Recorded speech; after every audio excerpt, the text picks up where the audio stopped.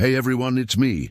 Number 6. What if I told you that 200 angels once made a forbidden pact to descend to earth, not to save mankind, but to possess human women? What if these angels bore children with these women and gave birth to monstrous giants that caused so much destruction that God had to send a great flood to wipe out all life on earth? These children of angels, born from forbidden love and lust, caused such corruption that our entire world was nearly destroyed. They are known as the Nephilim, and their story is terrifying. These were not demons, no. These fallen angels were watchers, holy beings that watched over mankind. But some of these watchers fell from grace when they chose forbidden love over their divine duty. Stay until the end, because this ancient text may hold the hidden reason behind the flood and even the evil we see today. Ready? Let's dive in. Number 1. Who were the Watchers? To understand the Watchers, we need to go back to the dawn of humanity. According to ancient texts like the Genesis account in the Bible, there was a time before the flood where humans and angels coexisted. However, some believe that angels took human wives during this era.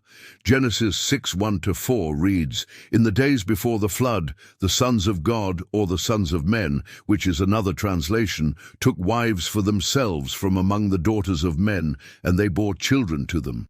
And the earth was corrupt in God's sight and was filled with violence. And God looked down on the earth, and behold, the earth was corrupt, for all flesh had corrupted their ways upon earth. So God said, I will blot out from the earth the man whom I have made, from the man to the beasts and to the creeping things and to the birds of the heavens. I will blot out, and I will begin to bring judgment on the earth." This passage hints at a time where angels and humans intermingled, resulting in offspring and the corruption of the earth. Some scholars suggest that these angels were fallen or rebellious angels seeking forbidden love rather than divine servants. But who exactly were these fallen angels? Dozens of names of these angels can be found in fragments of a book called the Book of Enoch. The text names these 200 fallen angels as the Watchers, or Ar in Aramaic, meaning shining ones or heavenly luminaries. They were described as powerful angels sent from heaven to watch over mankind during the time before the flood. The leader of these watchers was Semjaza, sometimes referred to as Samyaza, a name that means "who has healed" or "he who conceals." He is depicted as a great leader, second only to Satan himself. Under his guidance, the Watchers decided to abandon their heavenly duties and pursue forbidden desires. Number 2. The Fall of the Watchers. The story of the Watchers' fall is a tale of temptation, rebellion, and the consequences of choosing forbidden desires over divine duty. According to the Book of Enoch, Semjaza, the leader of the 200 Watchers, along with his second-in-command, Azazel, convinced the other angels to abandon their celestial duties and pursue earthly pleasures. Together, they descended to the earth, each choosing a human wife and settling in the region of Hermon, a place believed to be near Mount Hermon in the Middle East. These watchers lived among humans, having children with their wives and ultimately corrupting human society. Their presence led to widespread sin and violence, eventually prompting God to send the great flood to cleanse the earth of its corruption. Azazel is a figure of particular interest. His name means strong-horned ones or scapegoat, reflecting his association with both power and banishment. After the Watchers' transgressions became evident, Azazel was held accountable. Enoch 9:1 states, "And it came to pass, when the children of men had multiplied, that in those days we were in the way of the Watchers, and we saw the multitude of their wickedness. And we knew that their thought was not right, for the thought of the Watchers was to destroy the human race by seduction and by shedding blood, and by perversion and by sin." In this passage, Azazel is named alongside other Watchers, emphasizing their collective guilt. God commanded Raphael to bind Azazel and cast him into darkness, perhaps an allusion to the constellation Capricorn. Azazel's punishment serves as a stark warning about the consequences of abandoning one's divine purpose. Number 3. The legacy of the fallen angels. The actions of the fallen angels reverberated through the ages, shaping the world in profound ways. As they mingled with humanity, they left an indelible mark on human nature. Their presence introduced vices and a thirst for power, forever altering the trajectory of human history. The legacy of the fallen angels serves as a reminder of the fragility of humanity and the constant struggle between good and evil. Even after their banishment, their influence lingered, posing an ongoing threat to the spiritual well-being of humanity. According to the Book of Enoch, the fallen angels fathered giants known as Nephilim, who roamed the earth causing destruction and spreading corruption. They are described as fearsome creatures, symbolizing the destructive potential of unchecked power and forbidden knowledge. The Nephilim embodied the consequences of the Watchers' actions, serving as physical manifestations of the spiritual imbalance they introduced into the world. Their very existence became a catalyst for the Great Flood, an attempt by God to cleanse the earth of the corruption they represented. The story of the Nephilim stands as a cautionary tale, illustrating the dangers of transgressing divine boundaries and the devastating impact it can have on the world. Number 4. Unanswered questions and interpretations. While the stories of the Watchers and the Nephilim offer a glimpse into the ancient world's understanding of cosmology and morality, they also leave us with unanswered questions. The exact nature of the Watchers and their motives for falling remains a subject of debate and speculation. Some argue that the Watchers were fallen angels who rebelled against divine authority, driven by a lust for power and forbidden knowledge. Others suggest that they were simply curious about human life and were tempted by the allure of earthly experiences. The ambiguity surrounding their actions allows for different interpretations, making it challenging to fully comprehend their motivations. Moreover, the story of the Nephilim raises questions about the origins of giants and the accounts of large, powerful beings found in various ancient texts. The idea that giants once roamed the earth captures our imagination, but the truth behind these tales remains elusive. Some believe that the Nephilim were real beings who coexisted with humans, while others view them as mythical figures representing the hubris and strength of humanity in ancient folklore. The lack of concrete evidence makes it difficult to separate fact from fiction, leaving us to ponder the possibility of these extraordinary beings. Number 5. Connections to other ancient texts. The story of the Watchers and the Nephilim finds echoes in other ancient texts, suggesting a shared belief in a time when supernatural beings interacted with humans. For instance, the Epic of Gilgamesh, a Mesopotamian poem dating back to ancient Sumer, tells the story of a great flood that, like the biblical flood, was sent to wipe out humanity. The similarities between these tales point to a common understanding of a catastrophic event that reshaped the course of human history. Additionally, other ancient texts, such as the Quran and the Book of Jubilees, also mention the interactions between angels and humans, offering different perspectives on the nature of these encounters and their consequences. Exploring these connections allows us to gain a broader understanding of the beliefs and traditions surrounding the Watchers and the Nephilim. It reveals a shared fascination with the idea of divine-human interaction and the impact it can have on the human experience. Number 6. Conclusion. The story of the Watchers and the Nephilim is a tale that has captivated human imagination for centuries. These fallen angels, driven by forbidden desires, abandoned their heavenly duties and brought corruption to the world. Their actions had far-reaching consequences, giving rise to the giant Nephilim and ultimately leading to the great flood sent by God to cleanse the earth.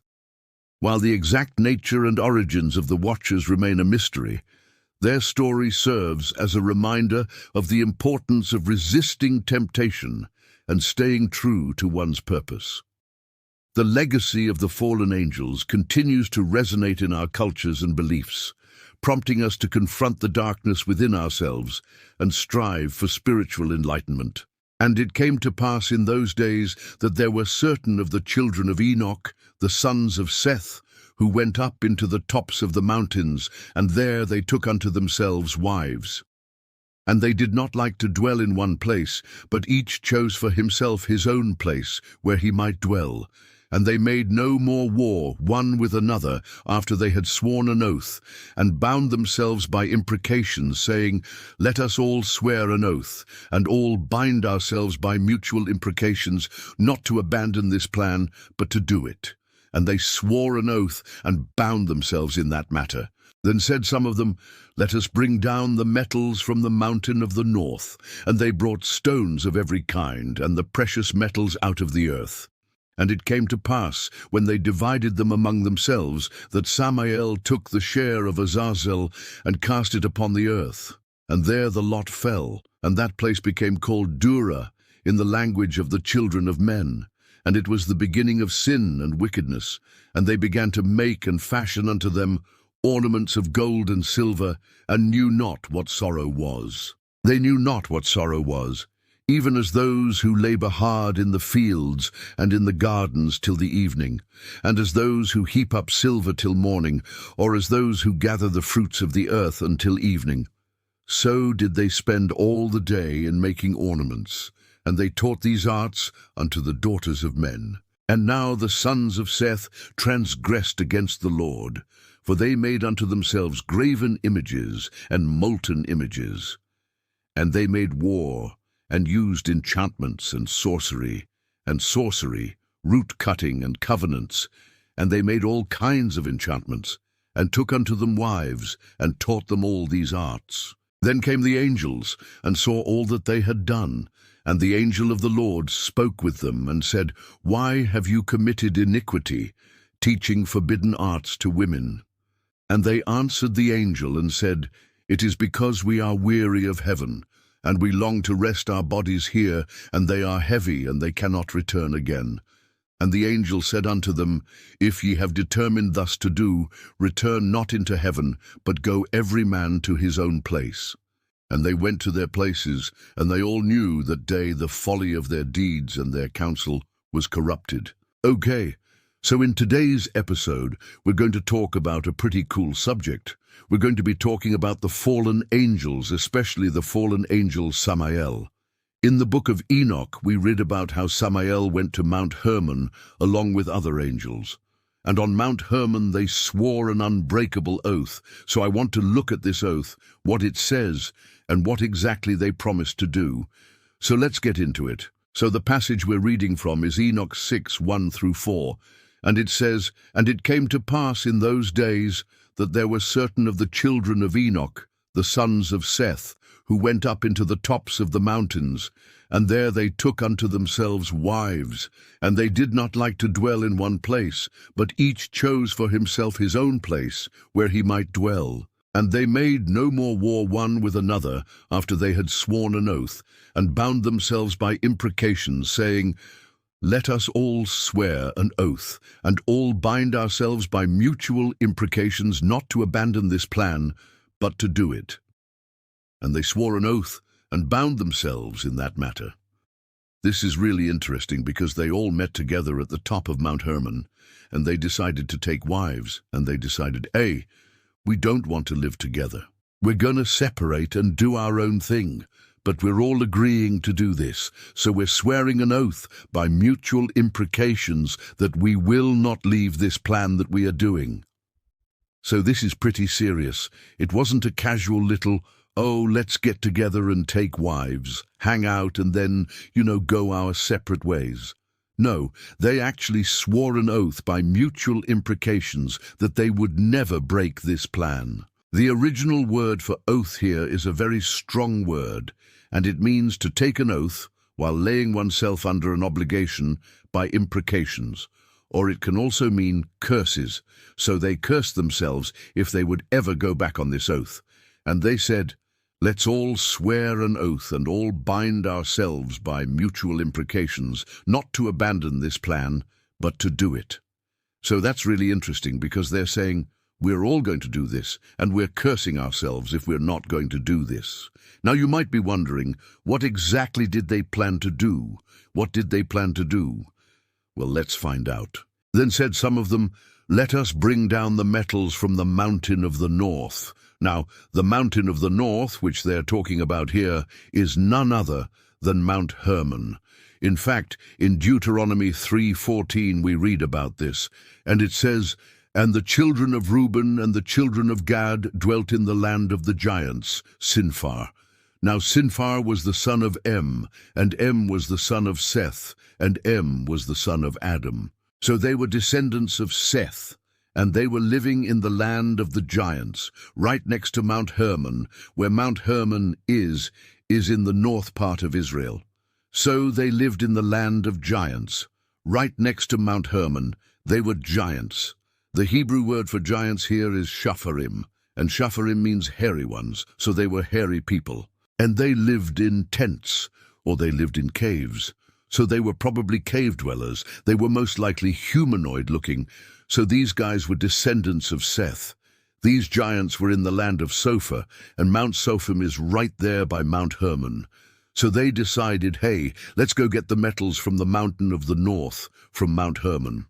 So they went to Mount Hermon, took the metals, brought them down, divided them among them. And then Samael took the share of Azazel and cast it upon the earth, and there the lot fell, and that place became called Dura, in the language of the children of men. And it was the beginning of sin and wickedness. And they knew not what sorrow was, even as those who labor hard in the fields and in the gardens till the evening, and as those who heap up silver till morning, or as those who gather the fruits of the earth until evening. So did they spend all the day in making ornaments. So what did they do? They gathered the metals from the mountain of the north, from Mount Hermon, and they decided, hey, we're going to use these metals and we're going to start teaching forbidden arts and sorcery to the daughters of men. Now remember what we talked about in previous videos, that the Nephilim and the giants and these different things, they weren't necessarily demon angels. Okay, I've heard many teachers say that, hey, these giants and the Nephilim were demon angels. But there's nothing in Scripture that supports that. And you have to remember when we read in Deuteronomy chapter 2, verse 20-21, where Moses describes the Nephilim, the Rephaim, the Anakims, the Zamzumims, and the Amorims, he doesn't call these giants spirits or demons or Elohim. He just calls them mighty men, sons of Anak. So they were definitely humans, okay? They were humans. And the word Nephilim means fallen ones, okay? So they were fallen humans. The Nephilim were fallen humans. So these angels that came down to Mount Hermon, they didn't come to teach them how to be giants, or to be Rephaim, or to be Anakims. No, they taught them magic and sorcery and witchcraft and root-cutting. And it says that Semjasa taught them sorcery, root-cutting and enchantments, and Azazel taught them warfare, weapons and metallurgy, and also cosmetics and perfumes. So they taught them all kinds of arts, all kinds of wicked things. And it says that these arts corrupted nature and corrupted morality, and the result was that they spent all day making ornaments and jewels and different things like that. Now I want you to notice something really interesting here. These angels said, you know, we're tired of being in heaven. Let's go live here on earth. Let's go live in the land of the giants in the north. And let's take wives, and let's do our own thing. Why would they want to go to the land of the giants? Because that was the territory of Og and Bashan, where Og and Bashan lived.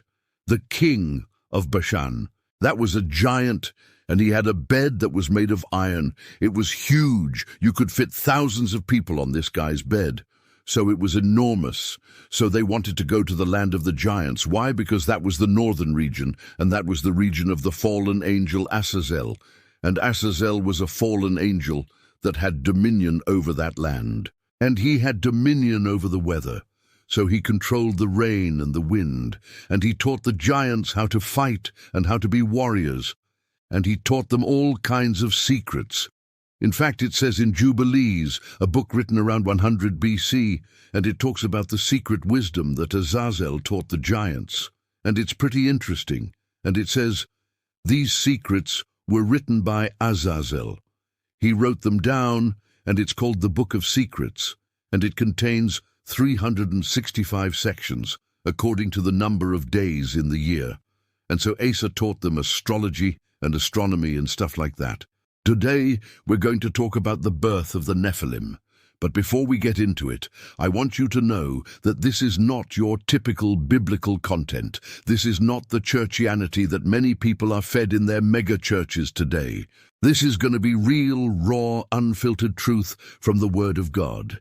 And if that sounds like something you're interested in, then make sure you hit that subscribe button so you never miss a new upload. Now let's dive into the first point. Giants of immense size and violence. Genesis chapter 6, verse 4. The Nephilim were on the earth in those days, and also afterward, when the sons of God came in to the daughters of men, and they bore children to them. They are the mighty men who are of old, men of renown. First of all, notice how the text says that the Nephilim were on the earth in those days, meaning during the time of the antediluvians, and also afterwards. So there's a group of giants, the Nephilim, that existed in the days of Noah before the flood, but they continued to exist even after the flood. Now many Christians try to argue that the Nephilim were only around before the flood, and that after the flood, the Nephilim died out. However, the Bible clearly teaches us that these giants continued to exist. In fact, the majority of the evidence we have for the existence of Nephilim comes from the Old Testament, which was written hundreds of years after the flood. Some of the clearest examples of giants in the post-flood world are Og, king of Bashan, whose bed was a literal bronze number. His bow was too heavy for anyone to pull it back except for David, and he had one gigantic spear. Also Goliath, the Gittite and the Rephaim, and even the Anakim, who were so large that the Israelites believed they were the offspring of giants. Now the Israelites encountered these giants less than 200 years after the flood, according to our timelines. These giants were not small by any means. If they were the descendants of the pre-flood Nephilim, then they were truly massive, standing over 7 feet tall. However, there was another race of giants that emerged on the scene right around the time of Abraham, and that was the Amorites. They came into existence around the same time as Nimrod and the kings of the east, who were called the kings of Shushan. This was the second generation after the flood. The Amorites also produced some great giants, such as Og, the king of Bashan, whose height was recorded as being 15 cubits, or over 11 feet tall.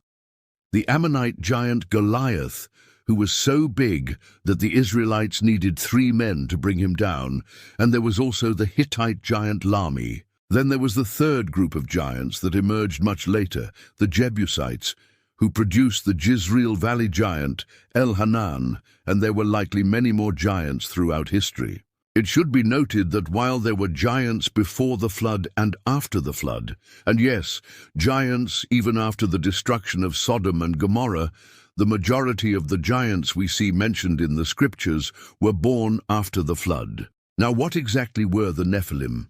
What was their purpose?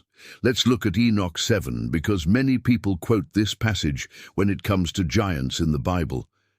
They devoured all which the labor of men produced, the increase of their fields and the fruit of their vineyards, which the heat of the sun had produced upon the earth. And wine, which is the fruit of the vine, they pressed, and they gave their name as Rahab, and the name of the people was changed to Amorites. And they devoured all which the labor of men produced, and the work of their hands. They destroyed both man and beast, and increased in number, and grew in power, and became strong in strength and bold in their violence. And when men could no longer sustain them, the giants turned against them and devoured mankind, and still men could not escape from their hands. Enoch goes on to explain that the Nephilim used their vast numbers and strength to attack humans and other animals, and eventually men couldn't take it anymore and they ran away. However, the Nephilim chased them down and killed them anyway. It seems that the Nephilim were too powerful and too numerous to be defeated, and so they simply chose to flee from them. This doesn't mean that the Nephilim were invincible, but it does show that they were extremely dangerous. And then it gets worse, because in Enoch 7, it explains how the giants lived among the human race, intermingling with them and having children together, which led to the birth of the Nephilim, the sons of Belial. And it came to pass, when the children of men multiplied, that the daughters of men, the fair ones, conceived by the angels, bore giants as sons. Their bodies were like unto the bodies of giants, their eyes being full of fire, and their countenance like unto the countenance of demons. And as the Lord saw that the greatness of man had increased, and that men were spread abroad upon the face of the earth, and that it was one people with one language, he did here establish it, that they might not destroy one another. And beside this, by means of the giants, he established the bounds of the earth, dividing them into islands and continents and countries, and nations and peoples and families, and that thereby man might be separated from man, and that they might not again destroy one another. And thus has it been established until now. What's happening in this passage is the exact same thing that we read about in Genesis chapter 6. We've already covered this in detail, but to summarize it, the sons of God, also known as the sons of heaven, had relationships with the daughters of men, and they had children together.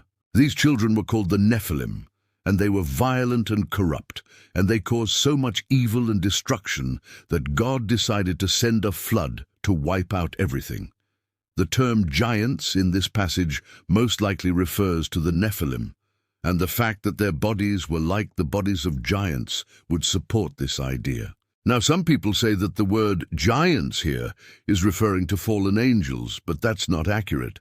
Fallen angels are referred to as demons throughout Scripture, and it wouldn't make sense for them to be called giants. Plus, the Bible clearly states that they are angels in the next chapter, and it doesn't contradict itself. So don't let anybody deceive you and tell you that this passage is talking about fallen angels. It's clear that it's talking about the Nephilim. And although this is a pretty graphic explanation, it's important to understand that the Nephilim didn't just cause physical destruction, they also brought spiritual destruction. You see, the Nephilim corrupted human DNA, and this led to an earth that was filled with violence. Genesis 6:11. The Hebrew word for violence in this verse is aphar, and it means brutal force, oppression, wrongdoing, mischief, or violence. So the Nephilim didn't just physically harm people, they spiritually harmed them as well. Here's the reality. The Nephilim were a part of God's judgment against the human race. You see, when the human race started to sin against God, God allowed other beings to come in and punish them. He allowed the Nephilim to be born in order to judge and destroy the wicked, just like he allowed Satan to tempt Job to see if he would remain faithful. God isn't evil or cruel. He's just holy and just. And when his creation turns away from him and starts worshipping other things, he allows the consequences of their actions to come against them. You see, the human race had strayed so far away from God that he decided to start over from scratch. He wiped them out with a flood and started over with Noah and his family. However, some believe that God made a mistake when he did this because he created humans in his own image. And he doesn't make mistakes. So if he allowed the Nephilim to exist, then that means that he wanted them to exist. If he sent them as a form of judgment, then why would he allow another race of giants to exist after the flood? Well, here's the thing. God didn't make a mistake. He's perfect, and he can do no wrong. The Nephilim may seem like a mistake, but they weren't. They served a purpose. They judged the wicked, and they paid the price for their own wickedness. So remember, the giants that we see in the Bible were real. They weren't just myths or legends.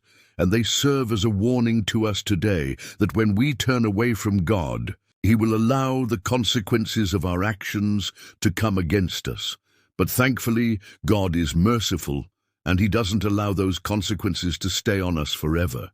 Now let's get started. In today's episode, we'll be discussing what happened to the Watchers after God judged them.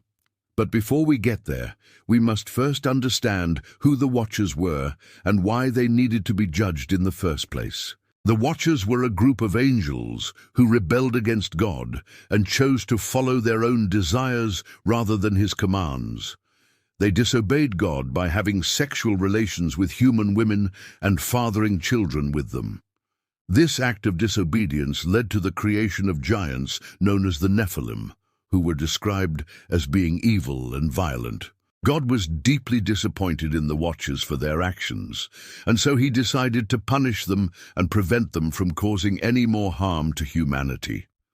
To carry out His judgment, God sent 4 archangels, Michael, Raphael, Gabriel, and Uriel, to deal with the Watchers once and for all. Michael, the chief of the archangels, was known for his bravery and strength. He was responsible for leading the heavenly armies and protecting the righteous. Raphael was known for his healing powers and ability to heal the sick and wounded. Gabriel was known for his trumpet-playing abilities and was responsible for delivering important messages and prophecies. And finally, Uriel was known for his wisdom and ability to bring light into darkness. Together, these 4 archangels carried out God's judgment on the Watchers in different ways. Now, before we continue, please remember to like this video and share it with your friends and family if you find it interesting and informative. You can also subscribe for more videos like this one. Let's continue. Azazel, the leader of the Watchers, was bound hand and foot and cast into the desert. This is according to the Book of Enoch 10, which states, "And Azazel taught human beings to make swords and knives and shields and breastplates, and made known to them the metals of the earth and the art of working them. And behold, there were giants in the earth in those days, mighty men which were of old famous men, and the sons of God were with the daughters of men, and they bare children to them, the giants whose flesh was strong, like the flesh of the apes and the hairy, and they lived in high places." This passage describes how Azazel corrupted mankind by teaching them how to make weapons and use metals. It also mentions the existence of giants and the offspring of the Watchers and human women, further emphasizing Azazel's role in corrupting humanity. Azazel's punishment, as mentioned in the book, was to be bound hand and foot and thrown into the desert, where he would remain until the judgment day. This punishment may seem harsh, but it was necessary to prevent Azazel from continuing to corrupt humanity. By isolating him in the desert, God ensured that Azazel could no longer influence humans and cause them to turn away from him. Another Watcher named Semjaza was buried under the earth until the day of judgment. This is also mentioned in the Book of Enoch 10, which states, "And Semjaza, to him also justice is heaped up in its entirety. For he alone among the angels was not only haughty and did sin against the Most High, but went so far as to teach others sin." This passage highlights how Semjaza's punishment was different from that of his fellow Watchers. Unlike Azazel, who was cast into the desert, Semjaza was buried under the earth.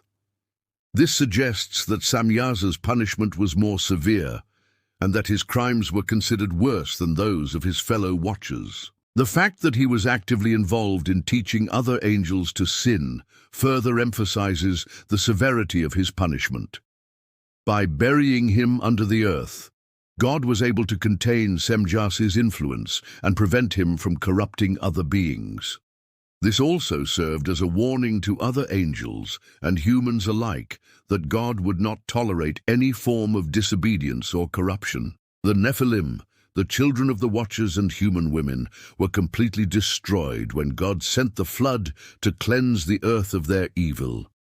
This is stated in Enoch 15:8-12, which says, "And the Lord said, My spirit shall not rest on him, for he is flesh, and his days shall be cut off on earth, and the giants who are called Rephaim shall fall by their own hands. By his own hands shall they fall and be divided. A double portion shall fall upon them, and they shall not find it in all the earth. And the Nephilim were and are the sons of Seth, and they are those who have been called the giants. And it came to pass in those days that the giants, children of Seth, had great flocks of cattle and great possessions of gold and silver. And they were exceedingly wicked. And when they had devoured the grain of the world, it was fit that the flood should come upon earth. And he wrote unto me, saying, Lo, the evil spirits or demons are gone forth from their lofty abode, and are come down upon the earth in bodily shape. And they are teaching the children of men the forbidden arts, and leading them astray by their enchantments. And they cause them to sin, and to transgress through the works of darkness. And they show themselves unto men in shapes of every kind, and they transform themselves into female and male shapes. And with the daughters of men they bear children, giants, the offspring of the watchers. These were those who were called Rephaim, and they are the giants who wrought iniquity and injustice on the earth. In this passage, Enoch describes how the Nephilim were destroyed during the flood. However, their spirits became the evil spirits or demons that roam the earth. These demons prey on humans, tempting them to sin and leading them astray. The passage also mentions the giants, who are believed to be the offspring of the watchers and human women, and they are described as being wicked and deserving of destruction. In the end, God's judgment on the watchers was swift and decisive. Azazel was cast into the desert, Semjaza was buried under the earth, and the Nephilim were wiped out during the flood. Only their spirits remained, becoming the evil spirits or demons that roam the earth. God's judgment on the watchers serves as a warning to all of humanity that disobedience and corruption will not go unpunished. This is one of my favorite verses in all of Scripture, and I hope by the end of this episode you'll understand why. Jesus said, "As it was in the days of Noah, so it will be at the coming of the Son of Man." Matthew 24:37. And while many think of the coming of the Son of Man as only referring to Jesus' second coming, Jesus actually spoke about two comings. His first coming was when he came as a baby in Bethlehem. And then his second coming will be when he comes again in power and great glory to judge the living and the dead. So Jesus says that just like in the days of Noah, there will be some things happening right before his return. Now, what were those events that happened in the days of Noah? Well, the Bible tells us they were the works of the flesh, specifically sexual immorality. It says that because of sexual immorality, people's hearts were completely corrupted. That's the reason God had to send the flood. Now, if you study the days of Noah further, you'll find out that wasn't the first time immorality caused such corruption. In fact, the Bible points to a time long before Noah where the earth was filled with violence and corruption due to sexual immorality. And it all started with a group of fallen angels known as the Watchers. Let me explain who the Watchers are and why their legacy of rebellion, corruption, and secret knowledge still matters today. The story of the Watchers begins in the Book of Genesis, chapter 6, verse 1, where we read that when human beings began to multiply on the earth and daughters were born, the sons of God began to look at the daughters of men, and they chose them as their wives and had children by them. These children became the giants of the old.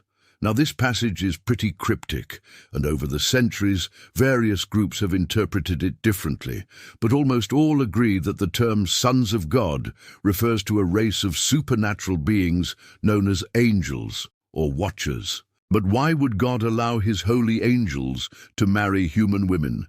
Well, most scholars say that these angels left heaven and rebelled against God to live among humans in complete disobedience. Now you might be asking yourself, why would angels do something like that? What were they thinking? Well, according to a book called the Book of Enoch, which, although not in the Bible, was quoted in the New Testament and considered scripture by many early church fathers, we learn that the angels weren't thinking anything at all. You see, this group of angels didn't rebel because they wanted to live among humans. They rebelled because they wanted to live like gods.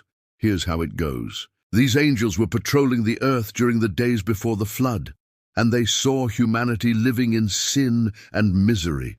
And instead of taking a stand for God and resisting temptation, these angels abandoned their post, fell down from heaven, and landed in the land of Nod, where they saw the daughters of men, and they desired them and took them as their wives. So what we have here is a group of fallen angels who refused to fulfill their purpose and rebelled to become like gods. What's interesting is that the Book of Enoch paints a picture of these angels as arrogant and prideful, saying that they once sang praises to God, but after falling, they hid their faces out of shame and regret.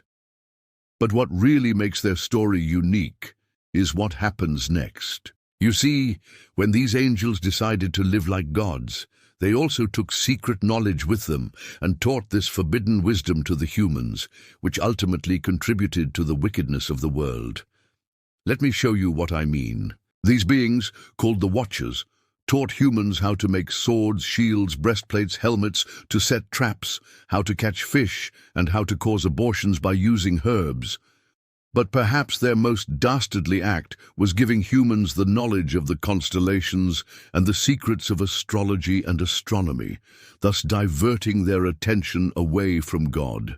So what we have here is a transfer of knowledge, a passing of the torch from fallen angels to humans, and this has had a major impact on our world ever since. Now, before I explain how, let me show you another proof of this heavenly invasion. Look at this passage in Jude, verse 14, where Jude says this, "And Enoch, the seventh from Adam, prophesied about these people.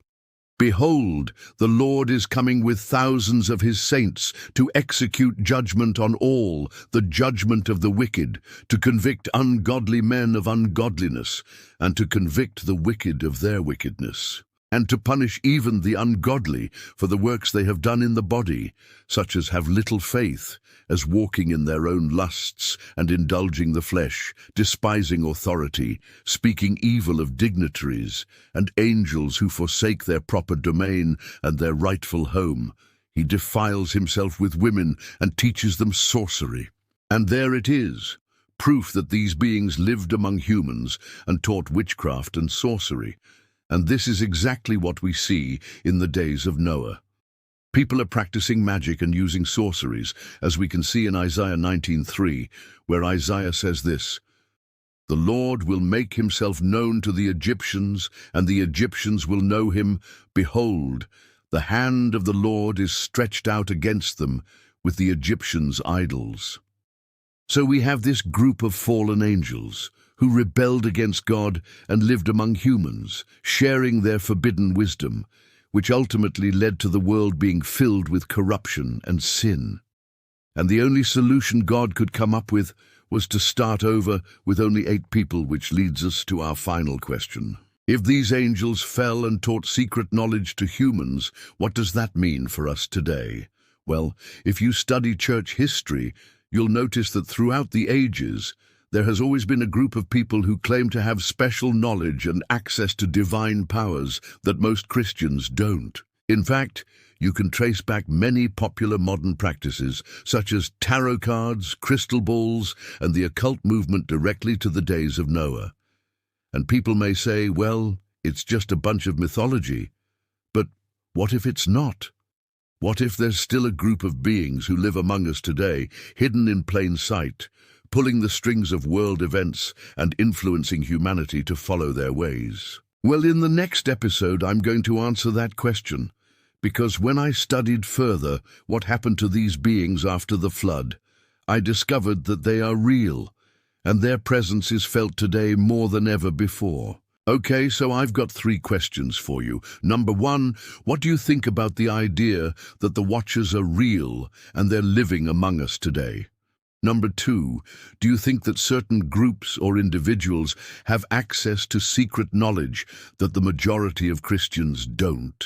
And number 3, do you think that the Nephilim returned after the flood as some scholars believe? Post your answers in the comment section below.